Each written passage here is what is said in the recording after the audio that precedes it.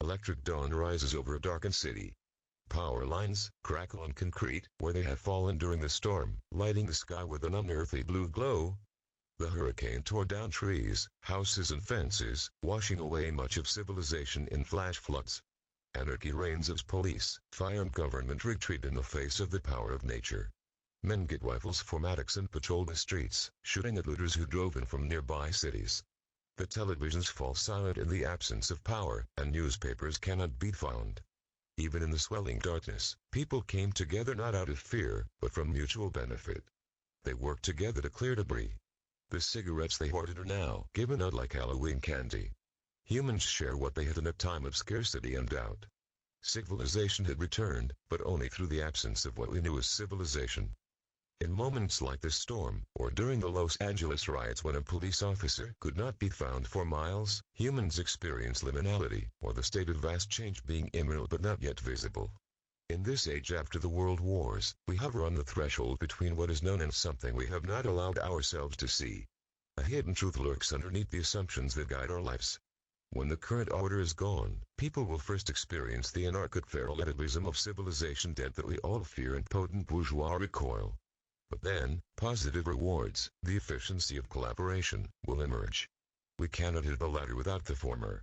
Narration belongs to a series of movements which attempted to reinvent realism for the latter half of the 20th century and beyond. It inherits its core idea from libertarianism, which is that free market activity is the actual rule of the society, and turns that lens on government, which only through its presumed democratic legitimacy is granted monopoly on power. Humans form a self-organizing system, or one in which, like in the free market, individual choices provide better efficiency than centralized systems based on legitimacy, especially the perceived legitimacy of a morality of defense of the less successful against the rich and powerful. Narration expresses this idea through the notion of patchwork, or many small corporations providing government-like services with citizens subscribing to the new state as consumers, rather than political or cultural actors. This notion, designed more of thought experiment than advocacy, shows both what is wrong with modern society and its own impossibility. It reveals the failure of moral legitimacy as a basis for government, but unfortunately, repeats the same mistake through its reliance on individual choice as its own basis. However, it opens the door to the dark truth we are, still, afraid to see. Reactionary politics have existed since at least the French Revolution, which divided the West into those who supported the old way and those who wanted the new way to work.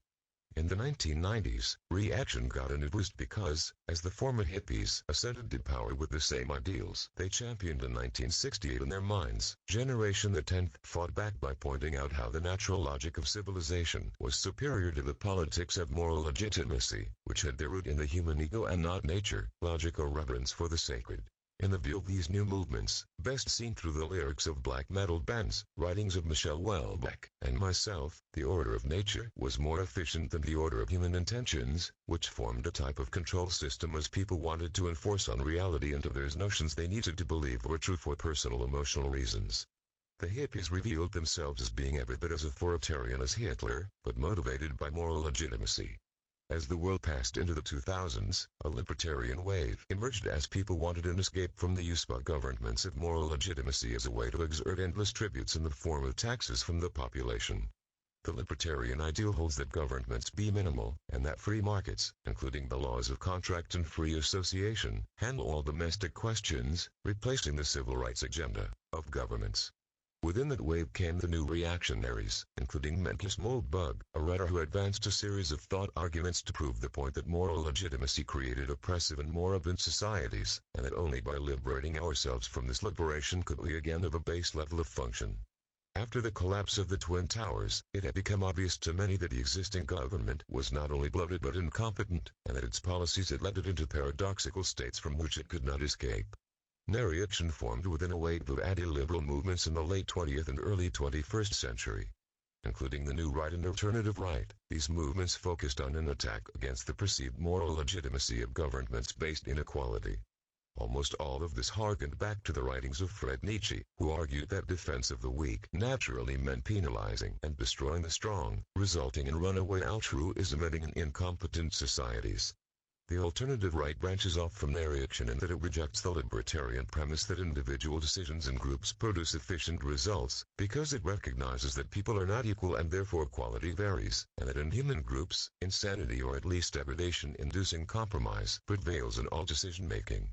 This rejection of the sacred cornerstones of the post-1945 West, democracy and equality, seems as blasphemous to us today as relativity seemed when first introduced, but like that theory, describes our world more accurately than the notions behind egalitarianism.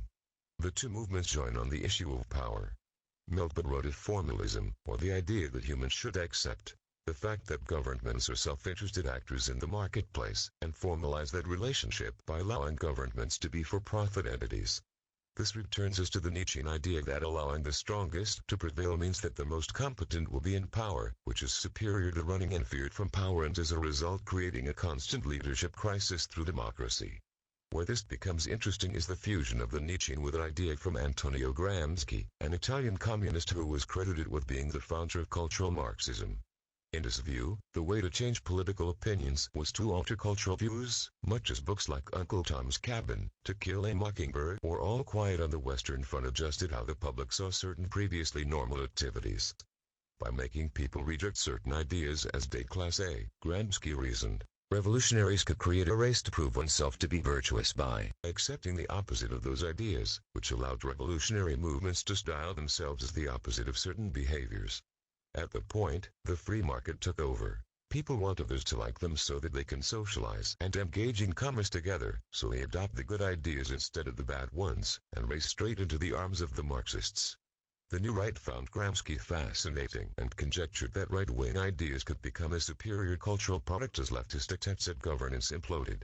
The more the lefts grew up, the more people would want to signal themselves as virtuous by joining the other side, and the resulting cultural wave would change opinions from the middle of society and not the top or bottom, resulting in a transition to right-wing politics and eventually, a restoration of the last known method of working civilization.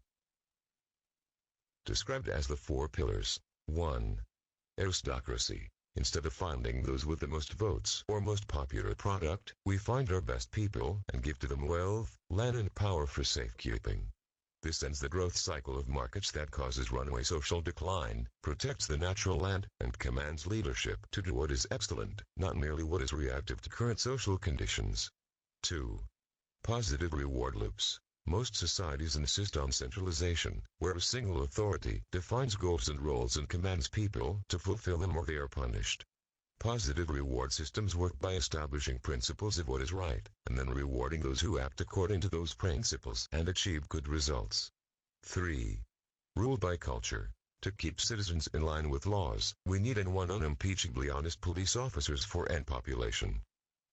A better way is to allow citizens to compete for virtuosity by enforcing standards through free association, with those standards being passed down through the years through what we call culture, or the shared principles and behavior of a population. 4.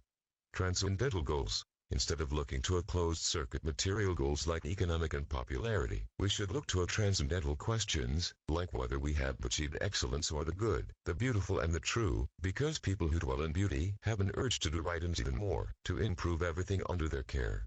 These require us to see the difference between qualitative and quantitative views of life. In the quantitative view, people are numbers and we must ensure they are all in the right categories through new ideas and moral legitimacy. In the qualitative view, people are different, and we must encourage them to rise to the very best possible state, in an analog for both natural selection and conventional morality in which one strives to be virtuous, or correct and good, not merely good as a social signal. Qualitative approaches require a hierarchy where each person or thing is ranked according to their degree of quality. The notion of equality was invented to avoid this very process, since it naturally generates winners and losers in the world of social rank, where quantitative systems allow all to be accepted and then some to rise above by demonstrating their commitment to what pleases the most people in the group. We can see the effect of social conditioning of the qualitative nature through the response to the poisoning of Tylenol capsules back in the 1980s. Before laws were passed, manufacturers and small businesses began sealing all of their medications and food products because they wanted to ensure their clientele that they would be safe. Without central control, necessary improvements happen when cultural shifts occur. The French Revolution brought us politics, or the rule of nations by the number of votes received, which naturally entails mass manipulation through public relations. The 21st century reactionary surge has brought us a revolution against politics. Although the primary effect of politics is material, it has a more profoundly damaging effect through its changes on the spirit. Politics encourages people to make decisions without having direct personal investment in them, and demands that those decisions be made in the context of universalism, or single rules applied equally to every person. As a result, this one-size-fits-all approach introduces waste by being inexact, where more organic methods like freedom of contract and association provide more accurate, specific and localized results. Politics encourages the growth of individualism, or the idea that a person should choose what benefits themselves in terms of material convenience and ignore all other consideration. Over the long term, this makes people both selfish and hopeless because they have nothing larger than themselves to reach out to. Except the social unit, which is based in the human ego and for that reason, always succumbs to petty concerns instead of those which can sustain a personality, spirit or self-esteem. People need reasons to like themselves. This only comes from having a cultural standard by which good actions can be recognized, and people rewarded for having enforced self-discipline on themselves and through that become able to discern and fulfill the mandates of cultural value systems. Politics deprives them of this by limiting their focus to themselves, in reaction to others, creating false consensual reality that obscures the underlying reality of cause and effect. Every civilization has a design whether it accepts that fact or not.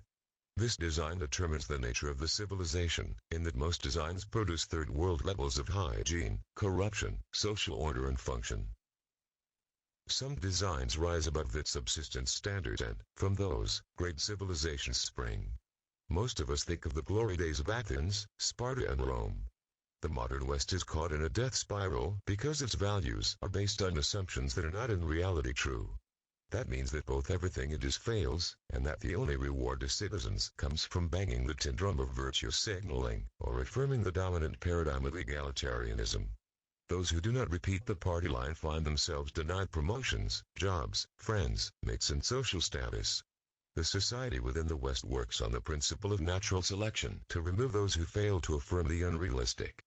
In the Nietzschean view, egalitarianism is a slave morality in that it resents those who are naturally talented and seeks to supplant them with those who are obedient to the notions that flatter others, which gives those others a sense of being in control. This is an innate pitfall in human reasoning, and explains why every society that self-destructs seems to do so at the peak of its power. Garrett Hardin wrote the tragedy of the commons in the midst of the hippie revolution.